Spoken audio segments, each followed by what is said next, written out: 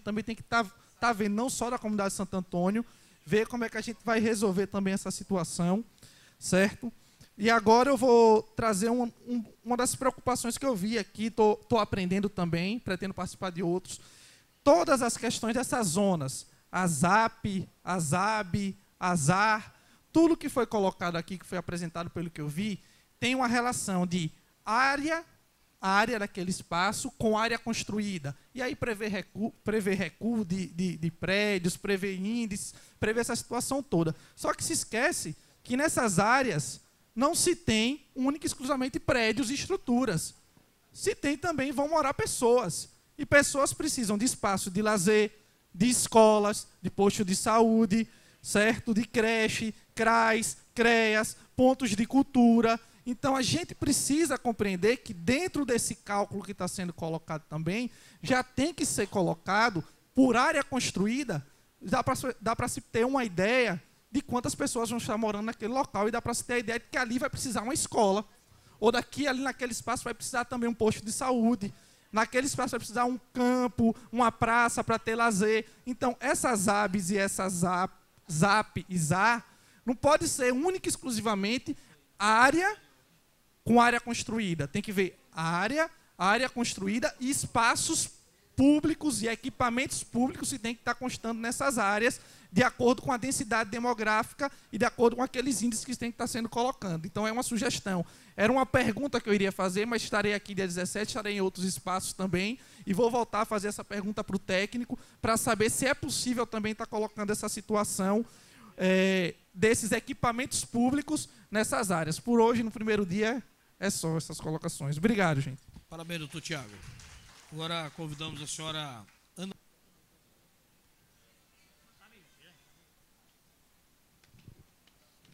Boa noite a todos. Boa noite à mesa, todos os vereadores. Boa noite, Manuel Barros, o presidente da FECS. Gente, eu quero ressaltar aqui o que Isabel disse. Eu moro há 10 anos no Ituaí, com os moradores de lá. Os moradores que estão aí comigo moram até em Palafitas. Então, ela tocou num assunto que eu ia tocar, então só vou complementar um pouquinho. Sempre eu vou. Meu nome é Ana, desculpe, meu nome é Ana, presidente do loteamento Chietão. Há 10 anos moro nessa favela, né, que chama favela. A verdade é isso, tem que ser logo português. E Manuel Nascimento, desculpe, presidente, eu não lhe dou boa noite. E obrigado pela essa oportunidade. Há 10 anos nós moramos lá e nós não temos saneamento básico, nós não temos energia, nós não temos água, porque eu vou retificar essa água. Não, porque não pode, porque tem que entrar primeiro a prefeitura. Vou no DESO, não pode, tem que entrar primeiro a energia.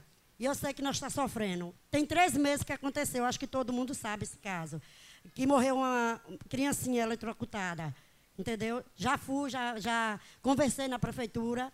Gente, os moradores querem energia, nós queremos sim energia, mas eu não tenho solução mais. Se eu não somar com vocês, aproveitar esse plano diretor, eu tenho certeza que não vou resolver aquele problema. Entendeu? Nós tudo queremos pagar água, energia, porque é muita gambiarra, gente, é muito perigoso. 10 anos já que eu moro lá. Entendeu? Eu moro num lado, no outro, nós tivemos água e luz através de nosso presidente aí, Emanuel Nascimento, num lado. E nesse outro que eu moro, é em Mangue mesmo, entendeu? Tem uma lá, acabou de parir, com 8 filhas, em cima mesmo, para Palafita. Por quê? Porque não tem, gente, aonde morar, entendeu? E aí eles dizem, Ana, você como presidente, Ana, você não resolve nada. Eu digo, como resolver se eu não tenho força? Como é que resolve? Entendeu? E pedindo, eu só peço mesmo aqui o plano diretor. Gente, pelo amor de Deus, eu quero energia, nós queremos pagar, não é de graça não. E quero água, nós queremos água lá, entendeu? Para ter uma vida digna, só quero isso, só quero registrar isso aqui, gente. Viu? Obrigada pela oportunidade. Ok, parabéns, dona Ana. Só ressaltando, todas as falas estão sendo gravadas para um aproveitamento futuro. Convidamos agora a senhora Eike.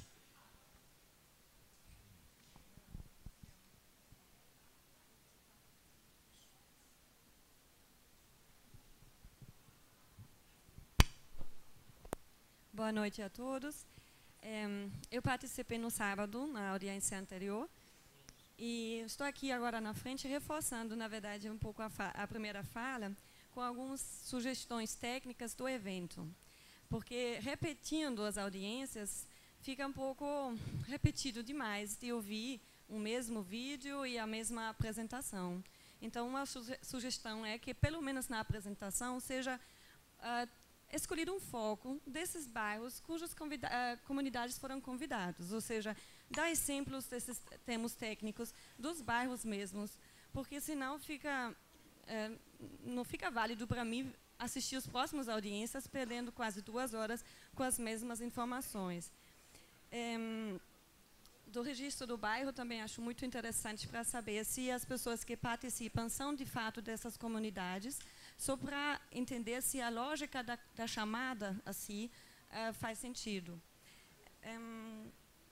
Bom, e uma outra sugestão, não sei se isso já existe, mas se não é sugestão mesmo, de abrir talvez um blog na internet, onde nós poderíamos lançar também sugestões e comentários que seriam acessíveis por todos que se interessam pelo tema, porque anotado por papel vai na direção de vocês, mas nós também queríamos acompanhar sugestões ou complementá-los. Bom, então agora queria só dar algumas observações sobre a palestra, que tinha alguns momentos que me parecem algumas imagens incompletas. Tinha, por exemplo, uma imagem que deu 2 opções, de um prédio alto, fino, ou de vários prédios mais largos, baixos. Sim, mas nós esquecemos uma terceira opção, que inclusive me parece uma imagem tradicional de Aracaju, que são as casas e os pequenos prédios, que é uma imagem muito linda e acho que é uma convivência também, que aponta muito mais ao aspecto social. E essa imagem nem apareceu, como se fosse só uma alternativa de escolher agora entre o prédio alto ou o prédio largo. E as casas todas que existem. E eu acho que há uma cultura sergipana também, de gostar de morar em casas. Aí eu me lembrei de uma apresentação que eu vi sobre uma cidade japonesa que se declarou ser a cidade do século XXI. Essa cidade foi construída com um propósito social e ambiental. A cidade, já na proposta, proibiu qualquer prédio em cima de um gabarito de 3 andares, para que não precisa ter nenhum elevador na cidade consumindo energia. Ou seja, Aracaju hoje é uma cidade do século XXI, porque ainda tem poucos prédios, tem a maioria de casas, e a gente está fazendo questão de nos acoputar para o século XIX ou XX, criando prédio, enquanto outros países estão diminuindo prédios, porque já viveram que isso não é qualidade de vida, tornando uma cidade de muros. Eu ando uma rua, só tem muro, não tem mais contato visual com o morador, porque todo mundo mora em condomínios atrás. Se acontece uma coisa na rua, não posso nem chamar socorro, porque não tem quem chamar. Porque é eu cemento minha cidade. Casa não tem isso, né? Então, casa você conhece vizinhas, você tem um contato muito mais social. Essa cidade japonesa também fez na sua proposta que em cada bairro seja contemplado um serviço social, um serviço jurídico, escola, serviço de lojas de consumo básico, para que nenhum cidadão precisa pegar um carro ou um transporte para satisfazer essas necessidades. Então, dá para fazer tudo a pé. Tirado por bloco de 1 quilômetro, por exemplo. Então, isso que foi dito por um colega, o advogado, antes, é que nós podemos se planejar cidades de uma forma para que, já medindo quais são os serviços que um cidadão precisa, e eu posso garantir que cada cidadão consegue alcançar isso a pé. A cidade pode ser larga em casas ou prédios de 3 andares se tem um bom transporte público. Eu posso morar na Aruana ou em Itabaiana se tivesse um metrô que me leva em 5 minutos ou 30 minutos para Aracaju. Não tem problema. Isso que acontece hoje na cidade da Europa. Você tem cidades satélites, você está desenvolvendo o interior e você articula essas cidades satélites com um bom serviço, transporte público para a cidade. Então, moradia e emprego são agora, podem ser trocados. Eu posso morar aqui, trabalhar em Itabaiana, posso morar em Itabaiana e trabalhar aqui na Aracaju. Então, precisa ser, ao longo prazo, pensar qual é a minha proposta de transporte público. Eu só vejo uma preocupação de ampliar estradas e ruas para ampliar ainda mais a frota de carro, ao invés de, como é a tendência agora na Europa, diminuir a frota.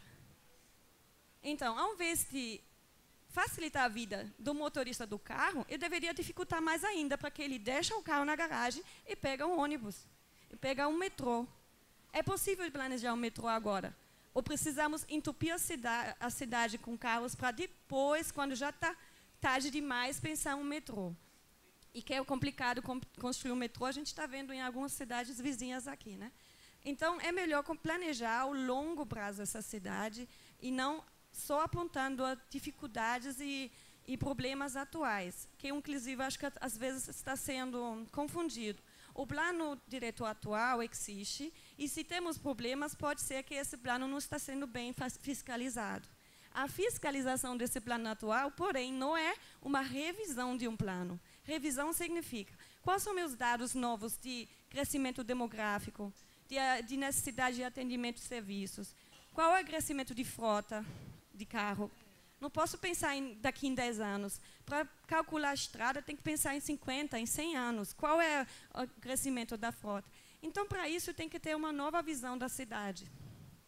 E seria, para mim, um sonho, e a gente sabe que se o sonho está sonhado por muita gente, né, pode se tornar realidade, que nós poderíamos tornar Aracaju, por exemplo, na cidade socioambiental correto do Brasil, que se torna exemplo para todos os outros municípios, que daqui em 20, 30 anos, em 50 anos, as pessoas venham para fazer turismo na Aracaju para ver como viver e ver como é viver uma cidade com qualidade, onde posso acessar todos os serviços com bicicleta, a pé, onde eu tenho uma ventilação, vento muito natural, onde eu posso completar a natureza, não só ver as plataformas do Petrobras, mas também a compensa, como ele falou, dessa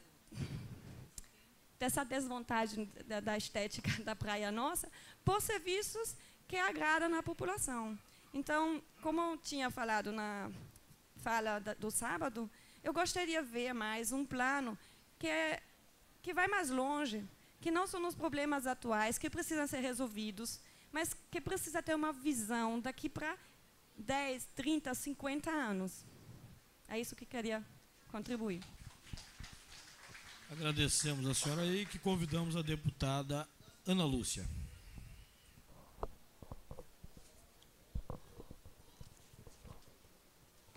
Boa noite a todos e a todas as companheiras. Eu venho também acompanhando desde a OAB e venho aprendendo e me apropriando das informações do plano, mas eu vejo que eu já fui contemplado por várias falas, mas a companheira que falou agora me instigou, por isso que eu me inscrevi. Porque falta muito o diagnóstico para a gente perceber o que é a nossa Aracaju. E o IBGE, o Censo 2010, eu acho que nos dá muitas informações. Por exemplo, a tese que ela defende de uma cidade horizontal, de uma cidade que realmente a gente possa crescer sem maiores impactos, Aracaju é uma cidade horizontal. Aracaju, pelo IBGE, nós temos 119.280 casas. Nós temos domicílios particulares permanentes, casa ou vila, em condomínio, 11.809. E nós temos 37.902 apartamentos. Isso é o IBGE do ano passado. E Aracaju tem, assim, por exemplo, em termos de mobilidade e de transporte, aí você tem uma forte contradição. Você tem uma cidade onde tem 1.800 e poucos ônibus, tem 800 e poucos micro-ônibus, mas você tem 132 mil carros. Aracaju, você tem 120.208 homens empregados, você tem 88 mil mulheres empregadas e você tem mais carro em Aracaju do que homens trabalhando e produzindo. Você veja o quanto tem de concentração de riqueza. A per capita de Aracaju chega a quase, Emanuel, a 13 mil reais.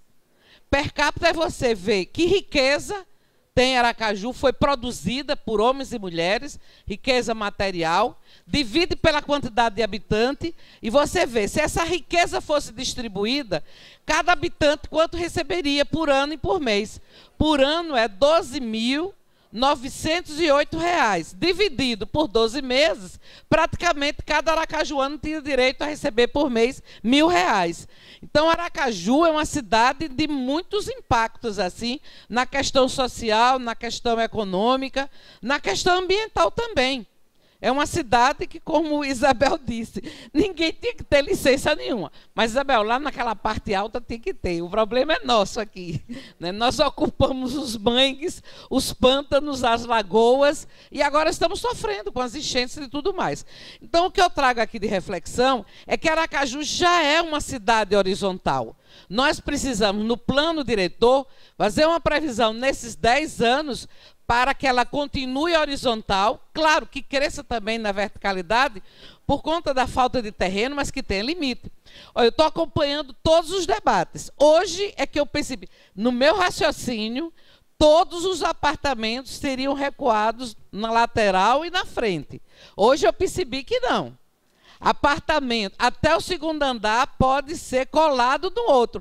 E como é que fica a ventilação dessa cidade? A nossa brisa do rio e do mar? Vamos perder.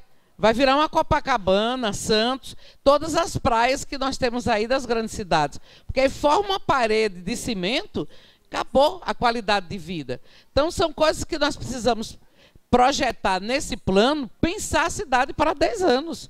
Nós não podemos pensar na educação da cidade para 10 anos com os princípios da Constituição. Nós precisamos ter grandes metas no plano. O detalhamento dessas metas é que vai para o plano estadual e municipal da educação. Mas aonde que eu posso crescer verticalmente? Onde é que eu vou manter o crescimento horizontal? Né? Isso acho que tem que ser definido, não está definido. Então, são coisas que nós precisamos. Agora, para isso, a gente precisa do diagnóstico, dos dados. Né? Porque, de repente, a gente só está vendo a revisão do plano, mas sem ter dados do que aconteceu nesses 10 anos. Né? E tem dados que são... Aracaju tem 42 mulheres a mais, 42 mil mulheres a mais do que homens. Mas elas são mais desempregadas do que os homens. Né? Então, você tem 308 mulheres. Então, de uma população de 570... Outra coisa, Aracaju tem quase 400 mil pessoas que se consideram negras, porque ou pretas ou pardas. Portanto, é a comunidade negra. Aracaju tem que ter um olhar especial sobre essa comunidade, que tem uma cultura, que tem uma tradição, né? Que tem seus costumes e que nunca foi levado em consideração, porque o elite dominante determina o que tem que acontecer em Aracaju. Na primeira discussão do plano, o dono de uma empresa, de uma construtora, virou para o Ministério Público e disse o seguinte: olha, eu espero que o Ministério Público não atrapalhe, né, quando não tiver a licença ambiental, porque senão fica um círculo vicioso. Não constrói porque não tem licença. Não tem licença, não constrói. Não pode construir. Mas acontece que aqui não tem cultura de defender o meio ambiente. Ali em frente ao Shopping Rio Mar, então, já estão na área de Restinga há muito tempo. E agora já estão se aproximando da ponte. Eu já denunciei 2 vezes. Hoje denunciei pela 3ª vez, porque já estão aterrando. Quer dizer, e aí, como é que faz? Já foi notificado, a DEMA já notificou, e aí, depois da notificação, eles aterraram. Porque eles foram notificados no alicerce. Quando eu passei e vi, fiz a denúncia. Então, Aracaju precisa, nós precisamos desenvolver essa cultura de proteção, porque protege a nossa própria vida. Né? Então, são dados que a gente precisa ver. Nessa questão de mobilidade, Aracaju precisa ter uma cultura e aí precisa ter uma política de transporte que todos os trabalhadores possam se deslocar e chegar fazendo uma previsão, né, que dê certo, ter horário, tudo direitinho, porque assim dá certo. As pessoas deixam o carro em casa e vão no transporte coletivo. Agora, da forma como está, eles não vão. Né? Nós não vamos. Nós vamos no carro e dá essas contradições. Você tem 132 mil carros e tem 120 homens empregados. Né? Você tem mais carro. Então, isso quer dizer que tem famílias que têm 4, 5, 6, 7, 8 carros. Né? Tá bom, muito obrigado. E agradecemos a deputada estadual Ana Lúcia. Agora queremos convidar o senhor Agibola. E sabemos que o tema é bem envolvente e interessante, às vezes nos leva um pouquinho mais a avançarmos no tempo. Pedimos sua colaboração para que venhamos a ficar ocupando os 3 minutos. Obrigado. Boa noite a todos, meu nome é Agibola.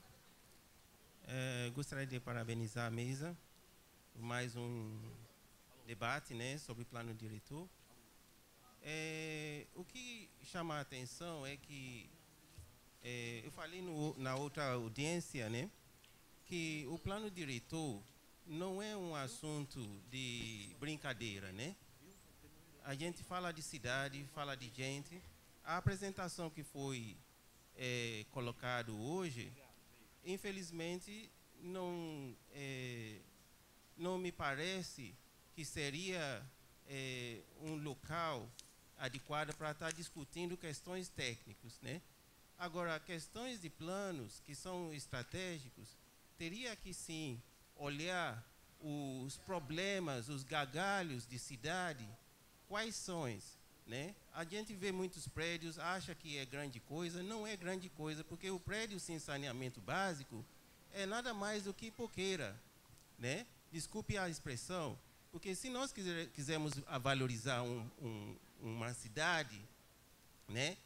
Valorizar espaço construído, nós precisamos ter o quê? Um espaço que vai refletir certas condições de bem-estar.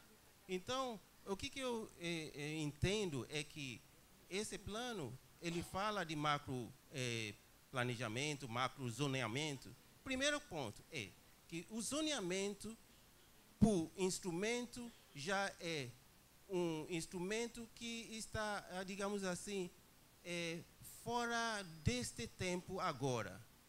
Ninguém vai fazer zoneamento e achar que vai fazer algum tipo de plano bom. Isso é a primeira regra. Porque já se foi o tempo que você vai setorizar uma parte e vai depois dizer que o centro da cidade, né, é para só comércio e não tem moradia, porque o próprio zoneamento foi que criou todo esse problema que nós vivemos hoje. Hoje nós falamos de problema de transporte. O problema de transporte foi devido ao próprio planejamento, porque muitas cidades tiveram planejamento, mas não souberam fazer com o seu próprio povo. Então, nós temos um problema social, sim. Nós temos déficit social, sim.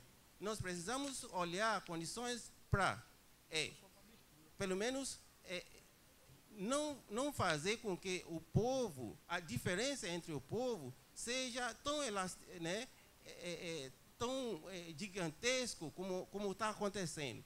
E a saída seria a gente olhar com seriedade sobre esses planos. Eu acho que saneamento é fundamental. O investimento tem que ser no sentido de, sim, se quiser horizontalidade com a cidade, teria que, sim, fazer com que a infraestrutura vá para o povo. O povo já pagou por essa coisa toda. Então, o povo tem direito a ter. Né? Temos direito a ter segurança. Nós não falamos ainda de violência urbana, já que a gente quer falar de adensamento. E a violência urbana é nada mais do que a violência estrutural. Então, o povo que não consegue se estruturar, não consegue fazer plano, não consegue fazer o próprio governo, pagar para opções, fazer diagnóstico sério, para ter opções também de plano, não é só colocar plano para aqui. Eu acho que o problema é a gente repetir os mesmos, como se fosse que o povo não tem nem conhecimento. Então, nós temos conhecimento, sim. Eu, como cidadão brasileiro, eu gostaria de dizer que eu estou nessa luta de analisar a cidade há mais ou menos 30 anos. Então, eu acho que é uma covardia não poder vir aqui e abrir o jogo. Então, a cidade verticalizada, ou seja, que você coloca a infraestrutura só num canto, é uma cidade de violência. Então, eu gostaria que a gente leva as discussões de, digamos assim, ouvidoria, ou seja, como for, mesmo após a aprovação de plano. Eu acho que o urbanismo também tem direito à assistência urbanística. As pessoas que não têm dinheiro de pagar, assim, arquiteto, tem que ter arquiteto lá para poder dar assistência e não construir qualquer coisa. Me desculpem a foiteza, mas eu acredito que esse é o espaço para isso. Boa noite. Boa noite, agradecemos ao senhor Agíbula.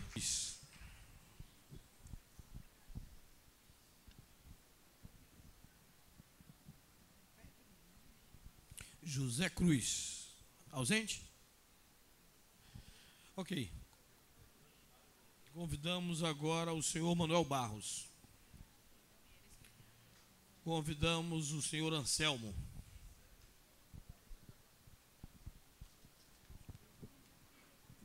Boa noite a todos. Meu nome é Anselmo Matos. Gostaria de cumprimentar meu companheiro Emanuel Nascimento e cumprimentar a mesa na pessoa do vereador. Eu teria duas contribuições a fazer. A primeira é... Eu gostaria que o plano contemplasse a destinação e aplicação dos recursos provenientes da outorga onerosa para a construção de habitação de interesse social. Nada